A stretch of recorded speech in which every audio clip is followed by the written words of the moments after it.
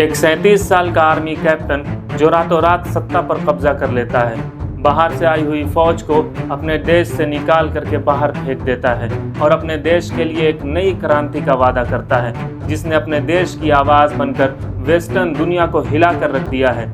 कई लोग इस शख्स के दीवाने हैं, जबकि कुछ लोग ये कहते हैं कि यह डिक्टेटर है जो बुर्किना फासो पे हमेशा हुकूमत करना चाहता है। लेकिन सवाल यही उठता है कि क्या सच में इब्राहिम ट्राओरे एक क्रांतिकारी हीरो है जो अपने देश को बचा रहा है, या एक ऐसा लीडर है जो सत्ता के लिए खतरनाक रास्ते पर चल रहा है। इस वीडियो में हम इब्राहिम ट्राओरे के सत्ता में आने की कहानी, बुर्किना फासो की हिस्ट्री और ये समझने की कोशिश करेंगे कि इब्राहिम ट्राओरे हीरो है या डिक्टेटर। इब्राहिम ट्राओरे को समझने के लिए पहले हमें उसके देश को समझना होगा। बुर्किना फासो, जिसका मतलब है ईमानदार लोगों का देश। ये छोटी सी कंट्री वेस्ट अफ्रीका में 64 साल तक फ्रेंच कॉलोनी के कब्जे में थी, जिसे पहले अपर वोल्टा के नाम से जाना जाता था। फ्रेंच यहाँ के लोगों को मजदूरी के लिए मजबूर किया करते थे, क्योंकि ये कंट्री गोल्ड, डायमंड और कॉपर जैसे इम्पॉर्टेंट रिसोर्सेज का हब थी। 1960 में आज़ादी मिली, लेकिन फ्रेंच का साया वहाँ से हटा नहीं। देश को गरीबी, करप्शन और पॉलिटिकल इंस्टेबिलिटी का सामना करना पड़ा। बुर्किना फासो में लीडर अक्सर सिर्फ अपने इंटरेस्ट के लिए और अपने फ़ायदे के लिए काम किया करते थे, जनता के लिए कोई काम नहीं करता था। आप हिस्ट्री में भी देखते हैं कि जब भी किसी कंट्री में अगर लीडर्स जनता के लिए काम न करे तो उस कंट्री में तख्ता पलट देखने को मिलता है। इसी तरह बुर्किना फासो कंट्री में भी तख्ता पलट हुआ। 33 साल के थॉमस संकारा ने 1983 में तख्ता पलट कर दिया और बुर्किना फासो की गद्दी पर बैठ गए। थॉमस संकारा को अफ्रीका का चेगोवेरा कहा जाता है। संकारा ने अपर वोल्टा देश का नाम बदलकर बुर्किना फासो कर दिया। इसीलिए संकारा की पॉपुलैरिटी बुर्किना फासो में बढ़ने लगी। थॉमस संकारा के बाद एक रेवोल्यूशन सा आया। संकारा ने लिटरेसी कैंपेन शुरू किया, लाखों लोगों को वैक्सीनेशन दिया और अपने देश को खुद के दम पर खड़ा करने का सपना देखा। थॉमस संकारा इतना विजनरी लीडर था कि उन्होंने ज़बरदस्ती से होने वाली शादी पर भी बैन लगा दिया।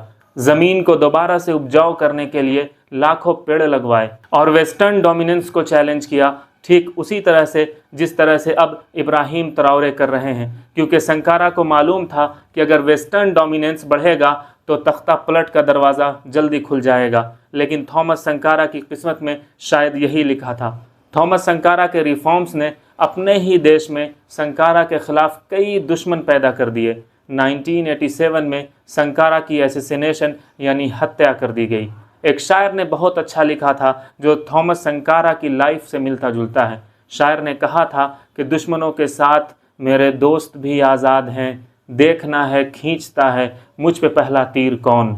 थॉमस संकारा की हत्या की साजिश किसी फ्रेंच ने नहीं, बल्कि उनके क्लोज फ्रेंड ब्लेस कैम्पोरे ने एक तख्ता पलट में करवाई और 27 साल तक खुद फ्रेंच के साथ दोस्ती में रहे और हुकूमत करते रहे। लेकिन लोगों ने 2014 में एक प्रोटेस्ट किया और कैम्पोर को देश छोड़ करके भागना पड़ा। 2022 तक आधा देश गवर्नमेंट के कंट्रोल से बाहर था। इकोनॉमी भी टूट रही थी, जहां पर कैपिटा इनकम $800 से भी कम था, और यही सब चीज़ें बुर्किना फासो को दुनिया के एक गरीब देश बना रही थी। ये एक रास्ता था जिसने इब्राहिम ट्राओरे को स्टेज दिया। लेकिन ये आदमी कौन है और कैसे एक छोटे से सोल्जर से वो एक क्रांति का चेहरा बन गया? इब्राहिम ट्राओरे 14 मार्च 1988 को बुर्किना फासो के एक छोटे से गांव केरा में पैदा हुए। Ibrahim Traore middle class family से बिलोंग करते हैं। ट्राओरे का बचपन एक शांत और पढ़ाकू बच्चे जैसा है। स्कूलिंग करने के बाद इन्होंने जियोलॉजी सब्जेक्ट में डिग्री हासिल की। लेकिन ट्राओरे सिर्फ किताबी कीड़ा नहीं थे, वो स्टूडेंट ग्रुप्स में भी एक्टिव रहे, ख़ास तौर पर Marxist national association of student में, जहां इन्होंने अपने साथियों के लिए आवाज़ उठाई और हमेशा इंसाफ की बात करते हुए नजर आए। 2019 में ट्राओरे ने बुर्किनेबल आर्मी ज्वाइन किया और जॉर्ज मिलिट्री एकेडमी में ट्रेनिंग ली। 2020 तक वो एक कैप्टन थे जो काया में एक यूनिट को लीड कर रहे थे, एक ऐसा इलाका जो जिहादी ग्रुप के वायलेंस से काफ़ी परेशान था।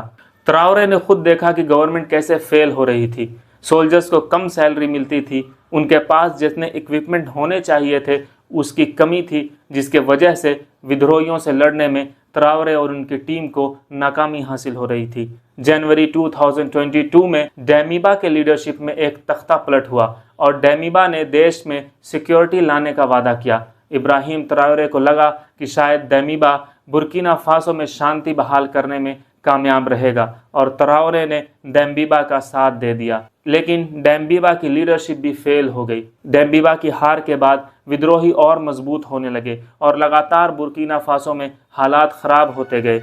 इब्राहिम ट्रायोरे जो अब 34 साल के हो चुके थे, उन्होंने फैसला किया कि अब बहुत हो चुका, अब हमें अपने देश के लिए कुछ करना है और 30 सितंबर 2022 को ट्रायोरे ने जूनियर ऑफिसर्स के साथ एक ड्रामेटिक तख्ता पलट किया और डेमीबा को हटा दिया और 21 अक्टूबर को उन्होंने एंटरिम प्रेसिडेंट और supreme head of arm forces के रूप में शपथ ली और अफ्रीका के सबसे यंग लीडर बन गए। इब्राहिम ट्रायोरे से लोगों को बहुत ज़्यादा उम्मीद थी। ट्रायोरे बुर्किना की पूरी सिचुएशन को जानते थे, तभी उन्होंने बुर्किना के पीपल से कुछ वादा किया था। इब्राहिम ट्रायोरे ने अपने लोगों को यकीन दिलाते हुए कहा था कि मुझे टेररिज्म यानी आतंकवाद से लड़ना है और बुर्किना फासो को फिर से महान बनाना है। लेकिन अब तक उन्होंने किया क्या है? इब्राहिम ट्रायोरे ने सत्ता में आते ही एक स्ट्रॉन्ग विजन के साथ काम करना शुरू किया। थॉमस संकारा से इंस्पायर्ड इब्राहिम ट्रायोरे ने 2023 में फ्रेंच ट्रूप्स और फ्रेंच एम्बेसडर को देश से बाहर निकाल दिया और कहा कि फ्रांस बुर्किना को नए तरीके से कॉलोनी बनाना चाहता है। उन्होंने मिलिट्री सपोर्ट के लिए रशिया का रुख किया और रशियन पैरामिलिट्री ब्रिगेड्स को बुलाया और व्लादिमीर पुतिन के साथ दोस्ती की। इस मूव ने ग्लोबल कंट्रोवर्सी खड़ी की और यूएस ने इल्ज़ाम लगाया कि इब्राहिम ट्रायोरे रशिया को गोल्ड दे रहे हैं और बदले में रशियन आर्मी से प्रोटेक्शन ले रहे हैं। इब्राहिम ट्रायोरे ने लोगों से वादा किया था कि वो इकोनॉमिक रिफॉर्म भी करेंगे और इसी कड़ी में 2 गोल्ड माइंस को नेशनलाइज किया, एक स्टेट ओन माइन कंपनी बनाई और बुर्किना फासो का पहला गोल्ड रिफाइन बनाया ताकि प्रॉफिट्स देश ही में रहे। उन्होंने एग्रीकल्चर में भी इन्वेस्टमेंट किया, फार्मर्स को ट्रैक्टर्स दिए और एक नया एयरपोर्ट बनाया। ट्रायोरे ने कहा कि अगर हमें जिहादी ग्रुप से लड़ना है तो हमें एकजुट होना पड़ेगा, एकजुट होकर के लड़ना पड़ेगा और इसीलिए उन्होंने एक ग्रुप बनाया, इर्रेगुलर फोर्स बनाया। उन्होंने volunteers for the defence of homeland यानी VDP बनाया ताकि जिहादी ग्रुप से आसानी से लड़ा जा सके। ट्रायोरे ने IMF और वर्ल्ड बैंक के लोन्स ठुकरा दिए और कहा कि अगर हम IMF या वर्ल्ड बैंक से पैसा लेते हैं तो इसका मतलब है कि हम दोबारा से वेस्टर्न के कंट्रोल में जा रहे हैं, क्योंकि IMF और वर्ल्ड बैंक दोनों वेस्टर्न टूल है जो किसी भी कंट्री को कंट्रोल कर सकता है। जब इब्राहिम ट्रायोरे ने एक पर एक स्ट्रॉन्ग फैसले लेना शुरू किया तो अफ्रीका के यूथ ने उन्हें रॉक स्टार बना दिया। अप्रैल 2025 में जब ट्रायोरे को हटाने के लिए तख्ता पलट हुआ और वो तख्ता पलट फेल हो गया तो लाखों लोग सड़कों पर आए और ट्रायोरे के साथ सॉलिडेरिटी जाहिर की। ये सब देखकर इन लोगों ने कहा कि ये तो अफ्रीका का मसीहा है। लेकिन यहाँ कहानी थोड़ी डार्क हो जाती है। कुछ लोग ट्रायोरे को ये कहते हुए नापसंद करते हैं कि उन्होंने पॉलिटिकल एक्टिविटी सस्पेंड कर दिया, जर्नलिस्ट को जेल में डाला और गरीबों को दबा दिया।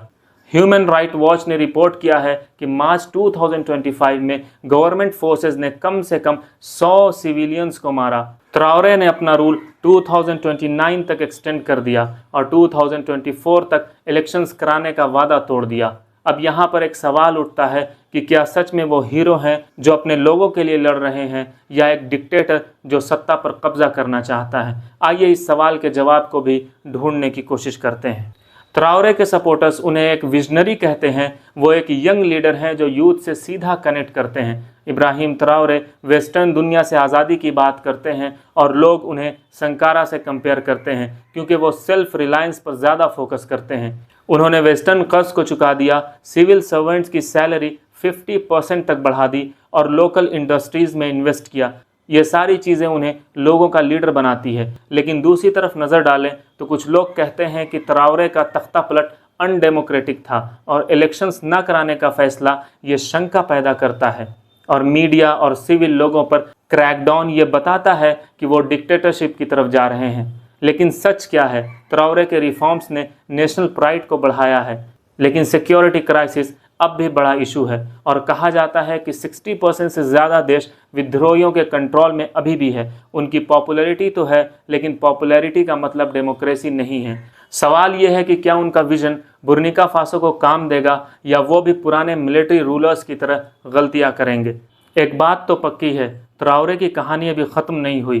37 साल की उम्र में वो एक नए अफ्रीकन लीडरशिप का सिंबल है, लेकिन क्या वो थॉमस संकारा की तरह एक हीरो के रूप में याद किए जाएंगे या एक वार्निंग के रूप में, ये उनके अगले कदम पर डिपेंड करता है। आप क्या सोचते हैं, क्या इब्राहिम ट्राओरे वो एक नायक हैं जिसकी बुर्किना फासो को ज़रूरत है, या एक डिक्टेटर जो अभी छुपा हुआ है? दूसरी वीडियो में फिर हाजिरी होगी। तब तक सवाल उठाते रहिए, एक्सप्लोर करते रहिए और सच के पीछे भागते रहिए। कमेंट्स में अपनी राय ज़रूर शेयर कीजिएगा। वीडियो इन्फॉर्मेटिव हो तो चैनल को सब्सक्राइब कीजिएगा और वीडियो को लाइक कीजिएगा। Thank you so much.